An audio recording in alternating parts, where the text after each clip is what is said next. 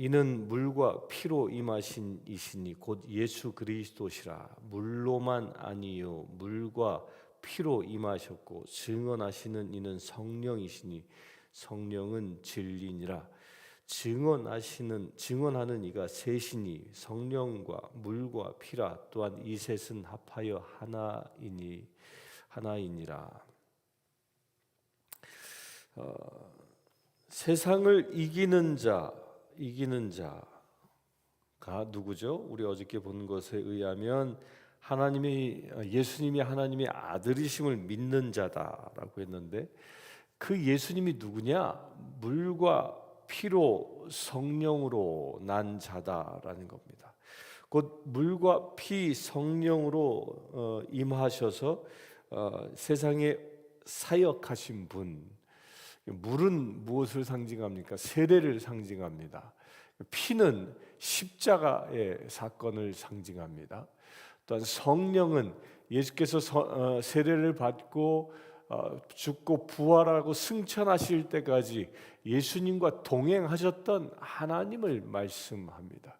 이 세 가지가 다 예수 그리스도의 증거다라는 겁니다. 곧 예수 그리스도께서 물로 세례를 받으셨다는 것은 완전한 우리 인간과 같이 되셨다, 완전하게 우리 인간과 동일하게 되셨다는 겁니다. 왜입니까? 세례는 죄 씻기움을 받는 행위인데, 곧 인간처럼 죄인의 모습으로 이 땅에 오신 완전한 인간 되심을 상징하고, 또한 곧 십자가의 죽으심은 무엇을 하는 겁니까? 완전한 인간으로 우리에게 오셨지만 그는 흠없는 어린 양으로 세상을 살아오셨고, 그리하여 흠없는 어린 양 되어주셔서 우리의 구원을 위하여 직접 희생 제물 되셨다라는 거예요. 그 희생 제물 되셨다함으로 인하여 우리로 하여금 우리와 하나님을 연결하는 그런 매체가, 곧 그 중보자의 매체가 되어 주셨다라는 것이고, 또한 성령이 그에게 임하여 계셨다라는 것은 그가 홀로 세상에 온 것이 아니라 사역한 것이 아니라 성령님과 더불어 사역하심으로 인하여 우리 또한 그와 더불어 살아갈 수 있는 그 길을 열어 주셨음을 말합니다.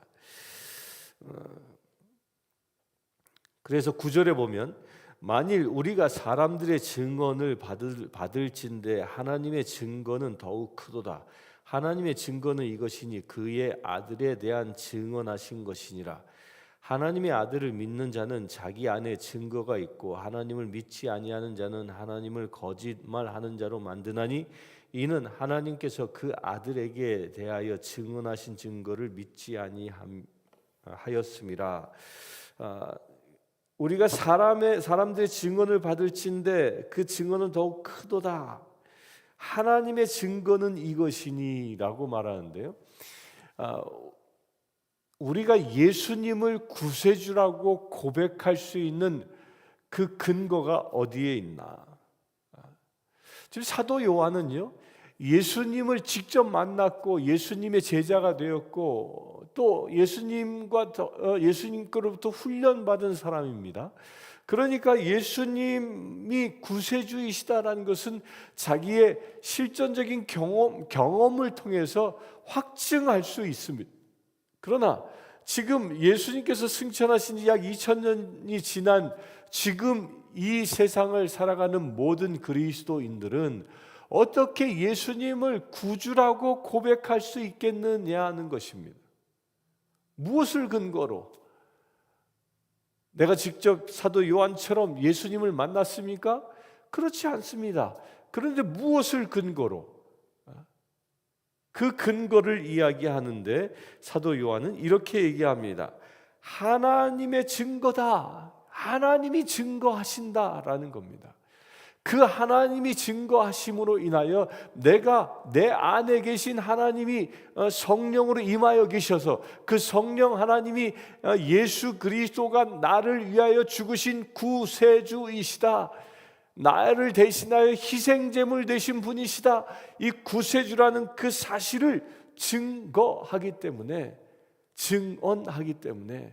내가 예수님을 구주로 고백할 수 있다라는 것입니다. 곧 예수 그리스도를 내가 구주로 고백하는 것은 나의 지혜도 아닙니다. 그래서 고린도전서 12장 3절에 보면 이렇게 얘기합니다. 고린도전서 12장 3절에 그러므로 내가 너희에게 알리노니 하나님의 영으로 말하는 자는 누구든지 예수를 저주할 자가 아니지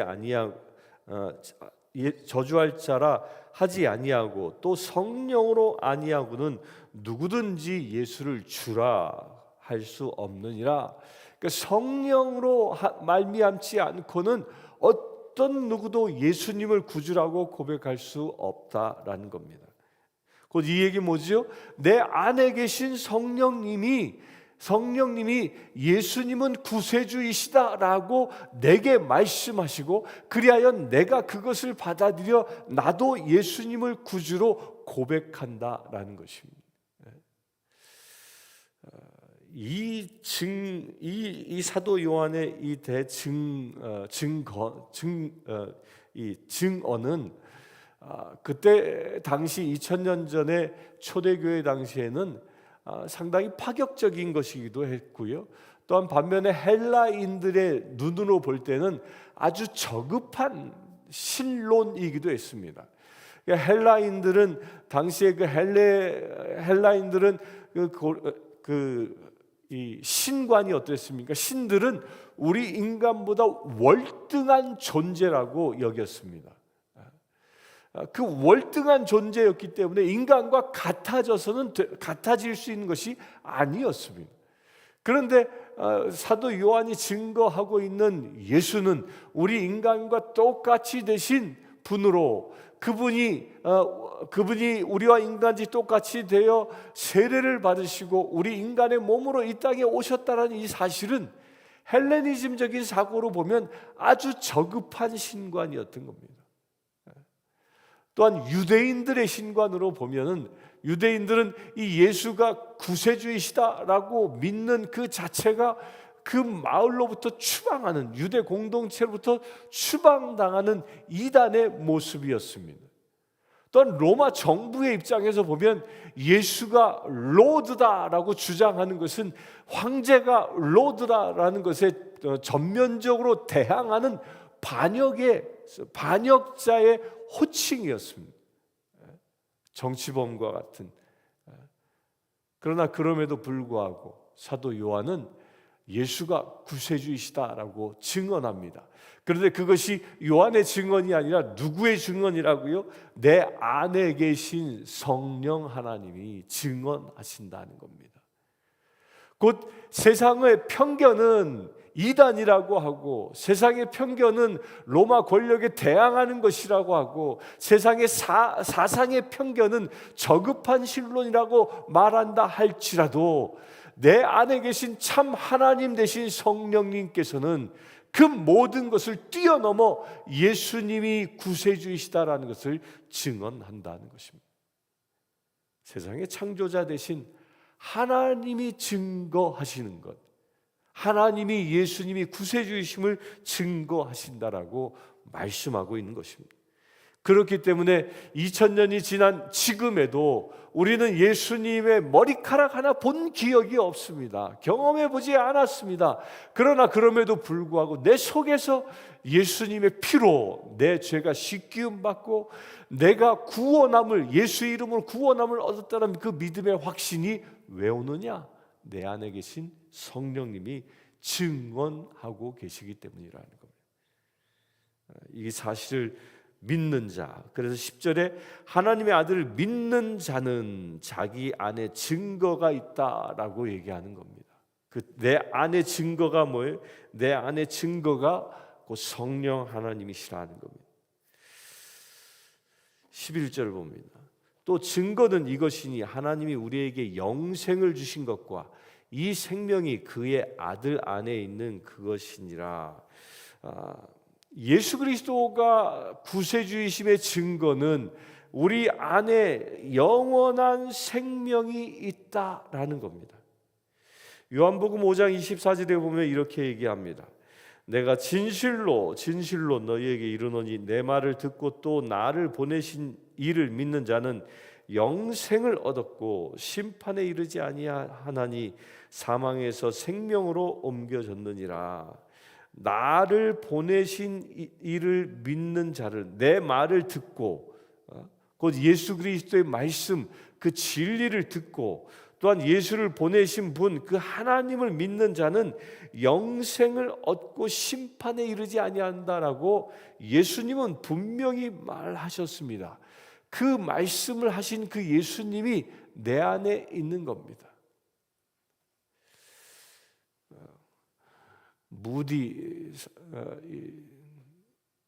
무디의 그 간증집에 보면 이런 내용이 하나 있습니다.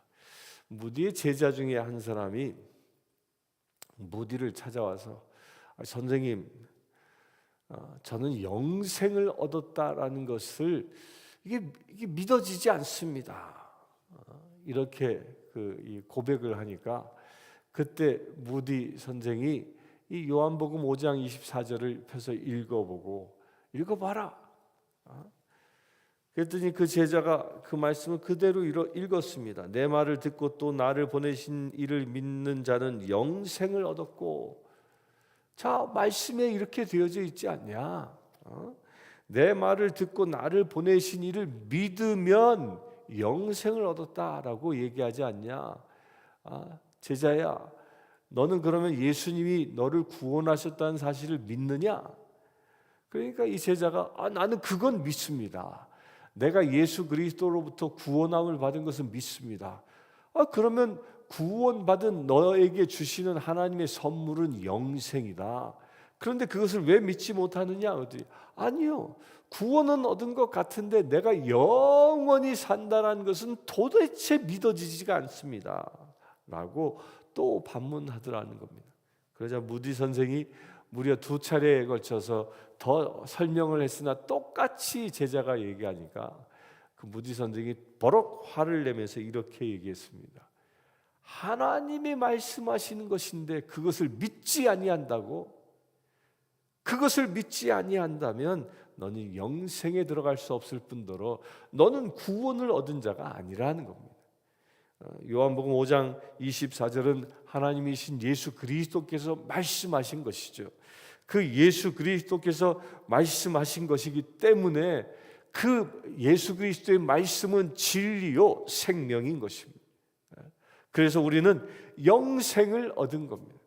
지금 내가 죽어도 나는 죽음으로 내 인생이 끝나는 것이 아닙니다. 육적인 생명이 다한다 할지라도 그것으로 생명이 끝나는 게 아니라 영원히 주님과 더불어 살아가는 그런 선택받은 자라는 거죠. 근데 그 생명이 어디에 있다고요? 그 생명이 그의 아들 안에 있는 그것이라. 곧 예수 그리스도 안에 있습니다. 그 예수 그리스도 안에 영생이 있는데 그 영생을 가지신 예수님이 나와 함께 하니까 내가 영생하는 것입니다. 그래서요, 우리 성도들끼리는 시기 다툼 미움 질투 버리고 우리 서로 사랑해야 하는 이유가 여기 있습니다. 우리 성도들끼리는 미운하고나 영원히 보아야 할 존재입니다. 우리 가족이 모두 다 구원함을 얻는다면 영원히 함께하는 존재입니다. 무엇하며 사랑하며 영원히 함께할 존재라는 것입니다. 왜? 우리에게 영생이 있으니까. 12절 아들이 있는 자에게는 생명이 있고 하나님의 아들이 없는 자에게는 생명이 없느니라. 그 생명이 예수 그리스도와 더불어 살고 있느냐 아니냐에 따라 생명이 있고 없고가 결정된다는 것입니다. 내 안에 예수 그리스도가 계십니까? 내가 주님과 동행한다고 믿습니까? 내가 사는 것이 아니라 그리스도가 내 안에 산다는 사실을 믿고 있다면 나는 영생을 얻은 존재입니다. 그러나 예배 때는 주님과 함께하는 것 같고 세상에 나아가선 세상 사람과 조금도 다를 바 없이 살아간다, 예수와 관계없이 살아간다, 안타깝지만 그에게는 영생이 없을 수 있습니다. 주님은 액세서리처럼 띄었다 붙였다 하는 존재가 아닌 겁니다. 내 삶, 영원한 생명을 주시는 그분은 나와 더불어 영원히 살기로, 지금부터 영원히 살기로 작정하셨고 나와 더불어 영원히 살고 계시기 때문입니다. 액세서리는 띄었다가 오늘은 여기 잠깐만, 또 필요할 때 또 갖다 붙이고, 이런 존재가 아닌 겁니다. 왜? 생명은 띄었다 놓는 것이 아니라 생명은 나와 더불어 박동하고 있는 것이기 때문입니다. 우리 육신의 생명은 심장의 박동으로 결정되어집니다. 이 육신의 생명이 이 심장의 박동이 활기차게 움직일 때 건강한 것처럼, 쉬지 않고 움직일 때 생명이 유지되는 것처럼, 예수 그리스도와 내가 쉬지 않고 영원히 매 순간순간 더불어 살아갈 때 나에게 영생이 주어지는 것입니다. 곧 영생은 죽어서만 가는 존재가 아닌 겁니다. 지금 내가 예수와 더불어 살고 있느냐에 따라 영생이 결정되어지는 것입니다. 오늘 하루 살아가면서 주님과 동행하는 삶을 통해서 오늘 하루의 삶도 영원한 생명을 이루는 그 한 점으로 영원한 생명 가운데 있는 오늘 하루 되어질 수 있도록 간절히 소망하며, 그래야 예수 그리스도의 그 영광을 드러내는 거룩한 삶이 되기를 주의 이름으로 축원합니다. 함께 기도하겠습니다. 주 아버지 하나님,